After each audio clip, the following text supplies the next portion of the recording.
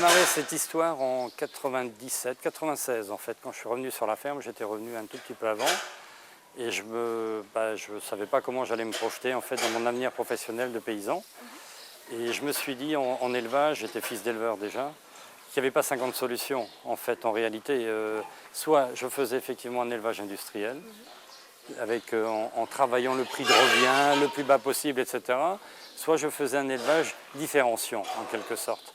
Et compte tenu de mes préoccupations personnelles, qui étaient une sensibilité à l'environnement, à l'écoute de la société et de son évolution sûrement, enfin je ne sais pas.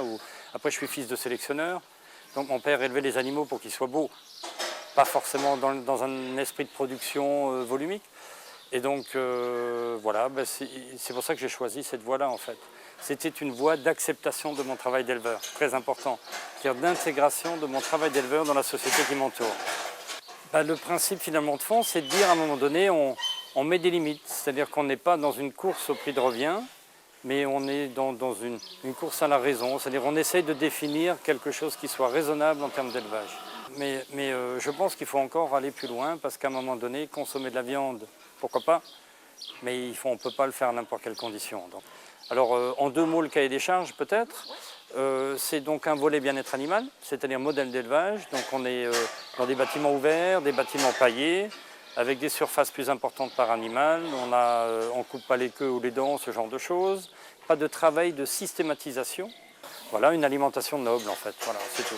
Et ça engendre un surcoût, effectivement, qu'on doit aller valoriser auprès du client final, en fait. Donc, et la communication est un élément essentiel. Il faut qu'on lui explique pourquoi.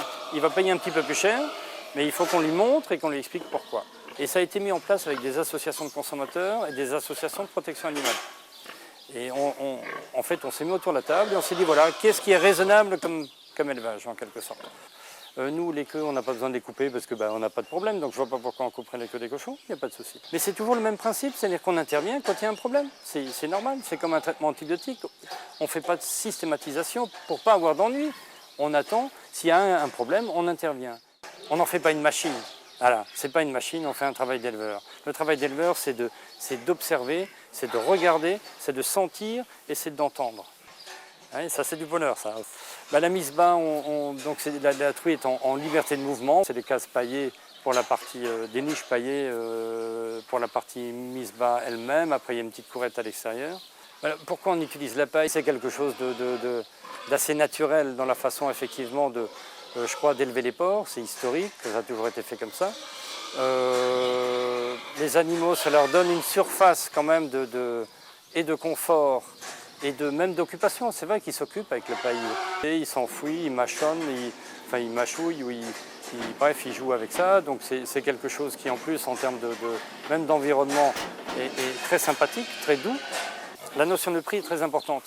Et moi, aujourd'hui, le travail qu'on fait sur l'entreprise, c'est vraiment d'arriver à ramener ce qu'il faut en termes de prix au niveau de l'élevage, au niveau des éleveurs, pour que les éleveurs vivent bien de leur travail. Et moi, je veux que nos éleveurs puissent vraiment gagner leur vie, soient fiers de ce qu'ils font. Qu'est-ce que vous voulez de plus, si vous voulez? À un moment donné, on fait quelque chose de sympa, qui est accepté socialement autour de nous, et en plus, on gagne notre vie avec ça. Donc voilà, et l'entreprise est là pour redescendre la valeur ajoutée au niveau des élevages. C'est très important. Et la deuxième notion que je veux évoquer absolument, c'est le principe de responsabilité. Responsabilité de l'éleveur par rapport à ce qu'il fait, responsabilité du consommateur par rapport à ce qu'il va acheter et la façon dont il va consommer. Il faut qu'effectivement que le consommateur soit informé, y compris sur son acte d'achat, à un moment donné, de ce qu'il va acheter, qu'il sache comment les animaux sont élevés, qu'il sache ce qu'ils ont mangé, enfin, qu'il soit dans un achat responsable en quelque sorte. Voilà.